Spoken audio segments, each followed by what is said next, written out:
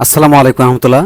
স্বাগত জানাচ্ছি আমি বেলাল হোসেন। এই যে টেক্সট স্লাইড করে ডিসপ্লেতে প্রবেশ করলো, সাথে সাথে একটা সাউন্ড ইফেক্ট হলো, এটাকে আমরা বলে থাকি স্লাইড সাউন্ড ইফেক্ট। এই স্লাইড সাউন্ড ইফেক্ট আপনারা চাইলে নিজে থেকেই করতে পারবেন। তো এটার জন্য আপনার বিশেষ কোনো কিছুর প্রয়োজন নেই, আপনার দরকার শুধু স্কিল আর প্রসেস আর আপনার মন মানসিকতা। সঠিক একটা টেক্সটের সাথে সঠিক সাউন্ড যদি আমরা ইফেক্ট করাতে পারি, তাহলে একটা ভিডিও সৌন্দর্য অবশ্যই ফুটে ওঠে। তো কথা না বাড়িয়ে শুরু করছি, এরকম স্লাইড সাউন্ড কিভাবে আপনারা নিজে থেকে তৈরি করবেন। তো শুরুতে চলে এসেছি আমি আমার ল্যাপটপের ডিসপ্লেতে। চলুন শুরু করি। আসসালামু আলাইকুম রহমতুল্লাহ, স্বাগত জানাচ্ছি আব্দুল্লাহ টেক বিডি থেকে। আজকে টপিক স্লাইড সাউন্ড ইফেক্ট। আমরা যারা প্রফেশনাল ভিডিও এডিটর, আমরা প্রত্যেকেই জানি একটা সাউন্ড ইফেক্টের ভূমিকা একটা ভিডিওর ক্ষেত্রে কতটা অনস্বীকার্য। আমরা যারা প্রফেশনাল ভিডিও এডিট করি প্রত্যেকেই জানি বা বুঝি। তো সাউন্ড ইফেক্ট আমরা টেক্সটের সাথে যদি ইউজ করি, একটা ভিডিও বোরিং মোড থেকে অবশ্যই ইন্টারেস্টিং মোডে ফিরে আসে। তো যে কোনো টেক্সটের সাথে যে কোনো সাউন্ড আসলে ইফেক্ট করা যায় না, এটা বেমানানো হয়ে যায়, এটার সৌন্দর্যতা হারিয়ে যায়। তো সঠিক টেক্সটের সাথে সঠিক সাউন্ড যখন আমরা প্রয়োগ করব, তখন দেখা যাবে সেই সাউন্ড ইফেক্টটা অনেক সৌন্দর্য ফিরে পাবে, অডিয়েন্স এটাকে ভালোভাবে অ্যাকসেপ্ট করবে। তো টিউটোরিয়ালটা লাইভ ক্লাসের মতো শুরু করি আমি প্রত্যেকটাই। তো সর্বপ্রথম আমি আমার ফিল্মোরাটা ওপেন করে নিলাম, ফিল্মোরাটা। এরপর আমরা স্টক মিডিয়া থেকে কোনো কিছু নেব, কোনো একটা ইমেজ বা কোনো পিকচার, কোনো কিছু একটা নেব। ফর এক্সাম্পল আমরা এই ব্যাকগ্রাউন্ডটা নিয়ে নিচ্ছি।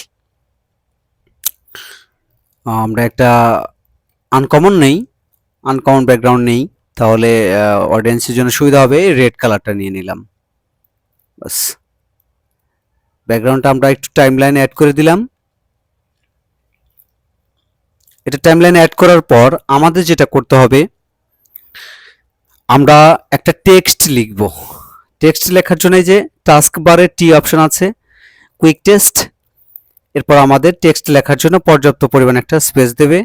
কি বুঝতে না পারলে এখানে এই যে মনিটরের ডান পাশে উপরে লেখা আছে টেক্সট, এটা হচ্ছে ইফেক্ট কন্ট্রোল। এখানে এসে টেক্সট অপশনে প্রেস করতে হবে।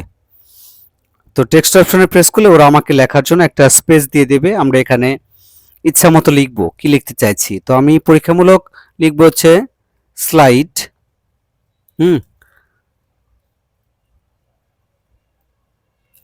ID, slide sound effect, slide sound effect, এটা আমরা লিখলাম। এটাকে একটু কাস্টমাইজ করতে হবে, কারণ ফন্টটা একটু বড় করতে হবে এবং কালারটা চেঞ্জ করতে হবে। আপনারা পছন্দ মতো ফন্টটাকে চেঞ্জ করে কাস্টমাইজ করে নেবেন। আমি একটু পরীক্ষা করার জন্য জাস্ট অ্যাজ ইউজুয়াল ভাবে সিম্পল একটা কালার দিয়ে রাখলাম।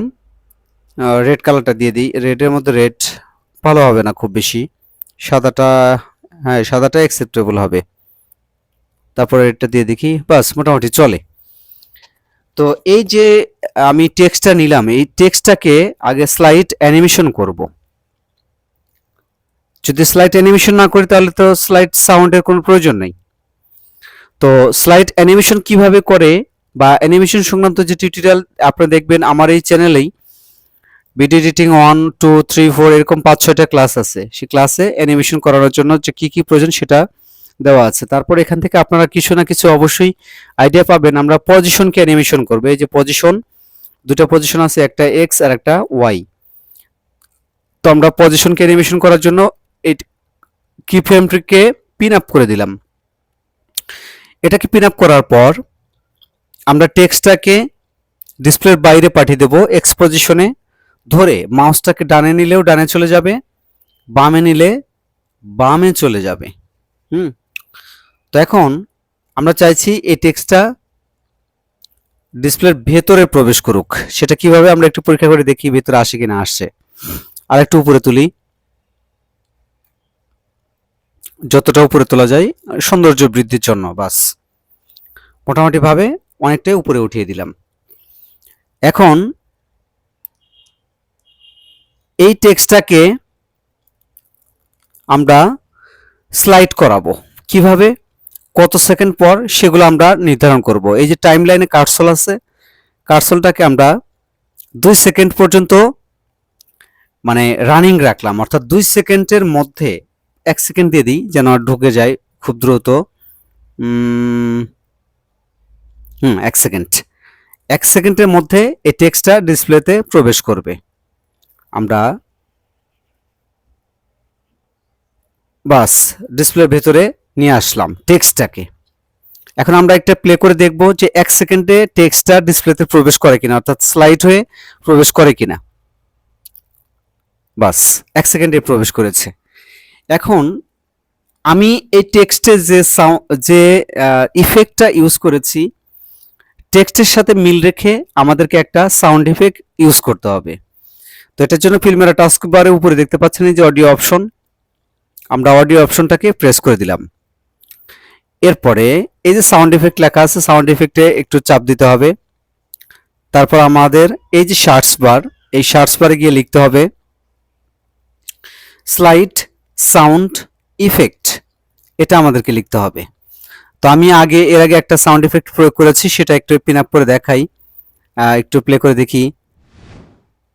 সাউন্ডটা কম হচ্ছে, আমরা একটু সব ভলিউমটা ইনক্রিজ করে দেই। একদম লাইভ ক্লাসের মতো করব যেন প্রত্যেকটা অডিয়েন্স সুন্দরভাবে বোঝে।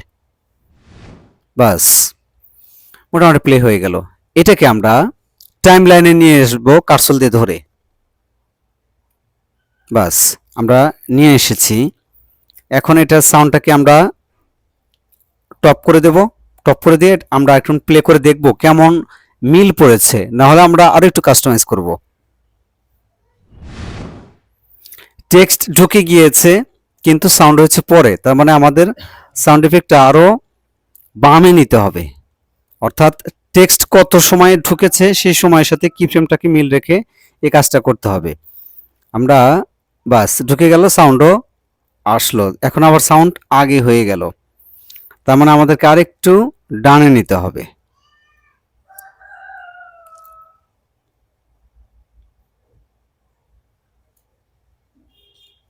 আমরা একটু প্লে করে দেখি এখন। বাস তারপরও সাউন্ডটা অনেক আগেই হয়ে গেছে। তো এটার জন্য কি করতে পারি, আমরা একটু স্লো মোশনে নিতে পারি। হ্যাঁ, বাস আশা করছি এই যে স্লাইড সাউন্ড ইফেক্ট এটা মিল করাইতে পারছি। আবার এই টেক্সটটা যদি আমরা নিচের দিকে স্লাইড করাতে চাই, নিচে অর্থাৎ ডিসপ্লের ভিতরে ধুম করে চলে যাবে, তাহলে এটা যদি আমরা করাতে চাই তাহলে এটা সাউন্ড ইফেক্টের মাধ্যমে আমরা এই টেক্সটের সৌন্দর্য আরও বেশি ইনক্রিজ করতে পারি। তো ভিডিও এডিটিং এমন একটা ক্লাস বা এমন একটা পর্যায়, এটা একটা ক্লাস বা একটা টিউটোরিয়ালের সমস্ত কিছু ব্যাখ্যা বিশ্লেষণ করা সম্ভব নয়। ক্লাস বাই ক্লাস আমি আমার মতো করে বুঝিয়ে দেওয়ার চেষ্টা করব। ভালো থাকবেন সবাই, আজকের মতো বিদায় নিচ্ছি। আল্লাহ হাফেজ।